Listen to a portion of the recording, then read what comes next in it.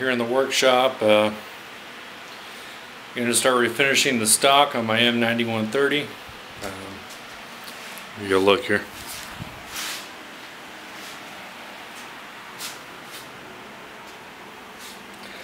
Alright, so this is the gun. Stock's actually in pretty good shape, but I just kind of want to clean it up a little bit. It's a little yucky, but here's a look for you. Kind of a neat gun. It's got a hex receiver. It was made in 1932 at the Tula Arsenal, and it's got these brass caps here on the handguard, which I didn't see. There was probably about 50 or 60 Mosins in the gun store I looked at, and none of them had that, so I thought it was kind of unique, and it was pretty cool, so it caught my attention. The stock doesn't have too many pits or nicks or anything in it, so I thought it would be a good candidate for refinishing.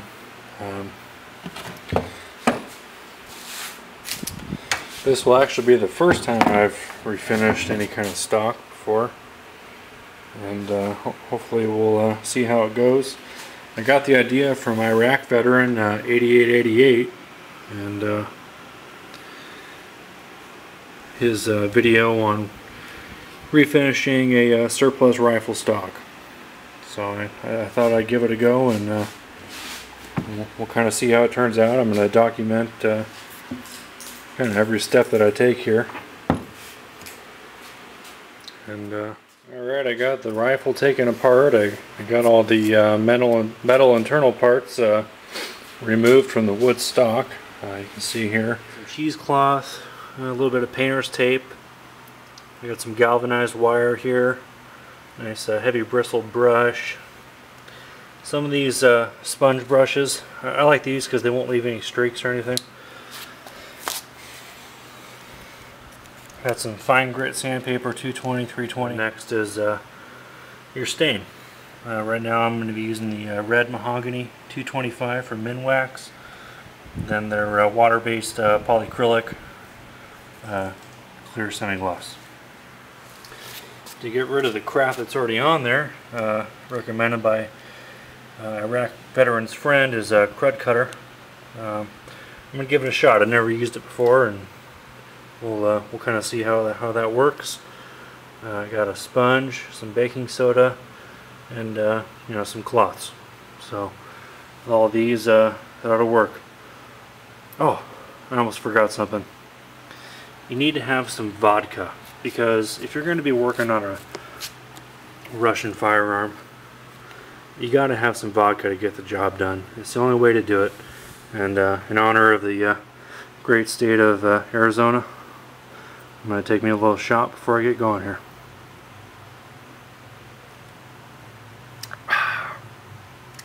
That's good. Alright, let's do this. Alright, I got my boiling water here. Pour it into my container.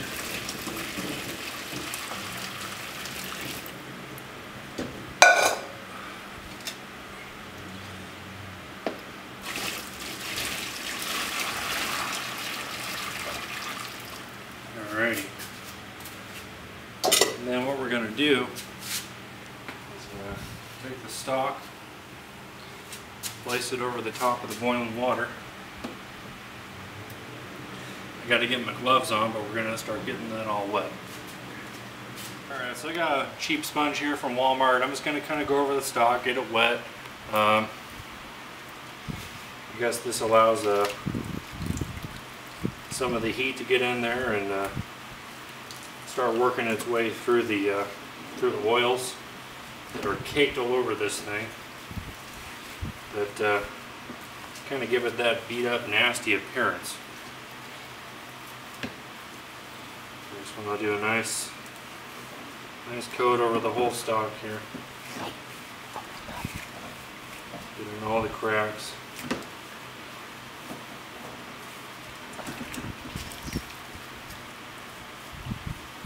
This water is freaking hot.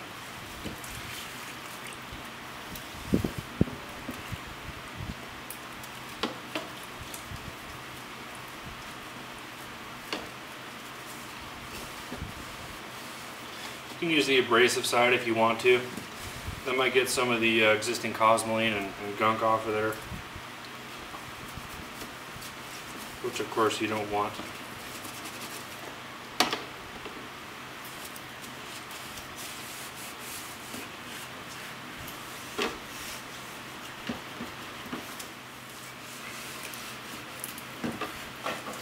Alright, so after you've got a good layer of water over the stock, which I'm sure this is nice and wet, I'm going to start using my crud cutter. Stuff right here. Got it at Walmart. I don't know, sweetie, what was it, like $7? Yeah. And got a nice abrasive brush here. It's probably used for cleaning, you know, the shit out of your toilet. But you can use it for your gun if you want to. So I'm going to start spraying this all over the stock here.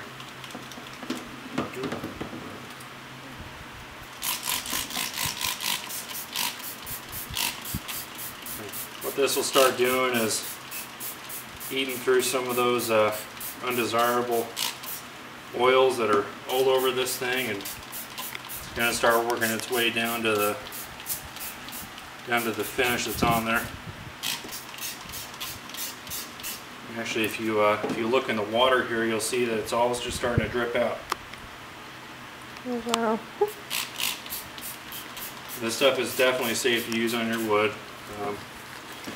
It's all natural, biodegradable, non-toxic, so it's all safe to use. And you're just going to want to just kind of kick this all over your whole stock here and get all the crap off.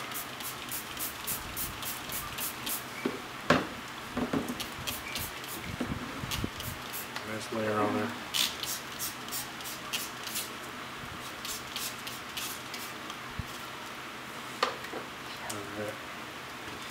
Alright, so next I got a bit of that on there. I'm going to start using this brush here with boiling hot water and just kind of scrubbing.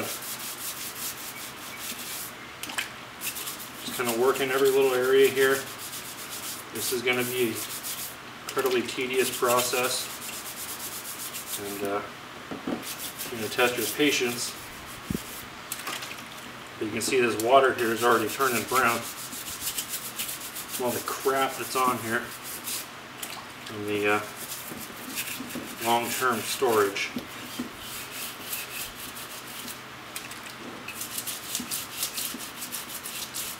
Which of course is less than desirable.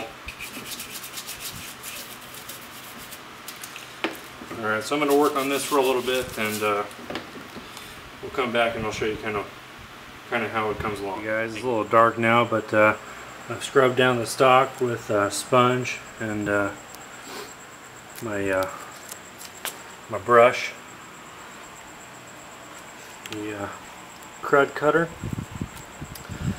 This is about where it's at right now. It's obviously nowhere near being done, but you can tell obviously by the color of the water that a lot of shit's come off. So the wood's definitely starting to show kind of its natural colors, and it's getting there slowly but surely.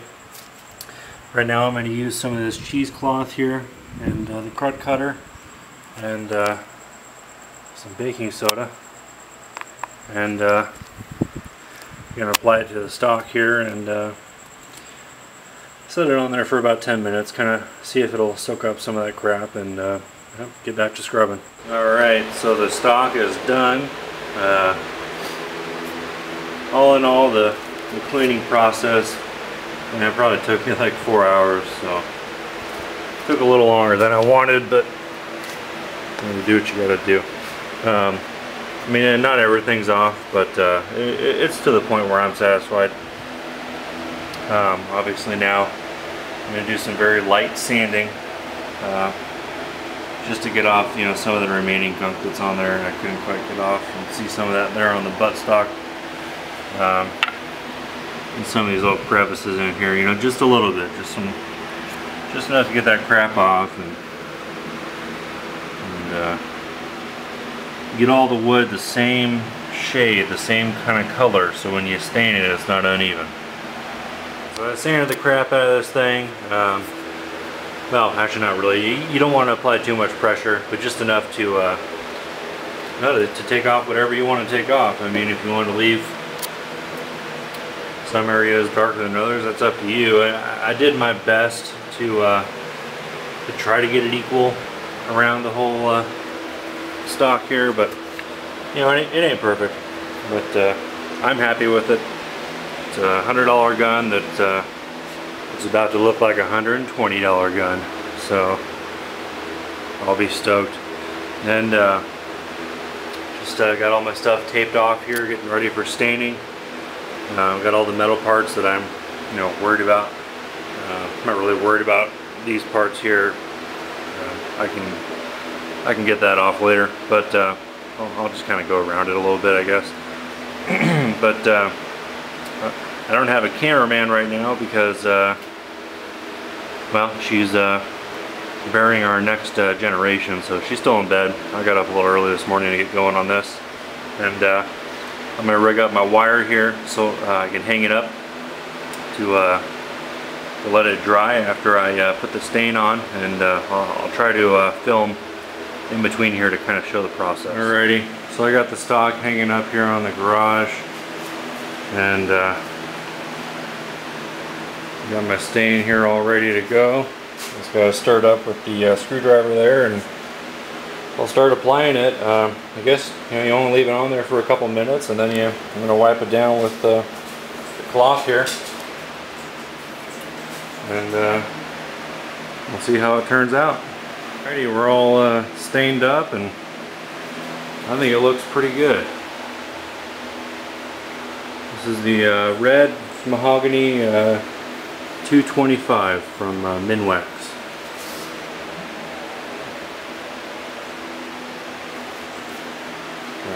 There's this piece. And, you know, the color actually matches pretty good when it's right up on there. I'm pretty happy with it. You know, I'm obviously not an expert by any means, but you know, I think it's going to be beautiful on there. Definitely better than how it came. Thanks for watching. Alrighty, I got 3 coats of the Minwax polyacrylic on there. This is kind of how it's looking now. It's turned out pretty good. In between each coat I have kind of gone over it with 4000 steel wool. I don't know how you would even describe that, but really fine steel wool. And except for this coat, I haven't gone over it yet, so it's still kind of shiny. But I only got a semi-gloss anyway, so it's not going to be super shiny as it is. I'm not really sure how many more coats I want to do. I mean, I might even be okay with this. It's real smooth. It's turned out great. I wasn't sure if I wanted to have it really shiny or not, but I don't know. This actually looks nice to me. But, yeah, keep you posted. Alright, so this is the finished product. I ended up putting 4 coats of the polyacrylic semi-gloss. And I actually kept it shiny. I didn't want to go over it with a steel wool or anything, so I think it turned out pretty good for my first project. Turned out to be beautiful. After taking it apart too, I was able to spray down every little nook and cranny with brake cleaner, and got all the parts free of cosmoline and gunk, and oiled up the areas that needed it, and now it's good to go. Thanks for watching.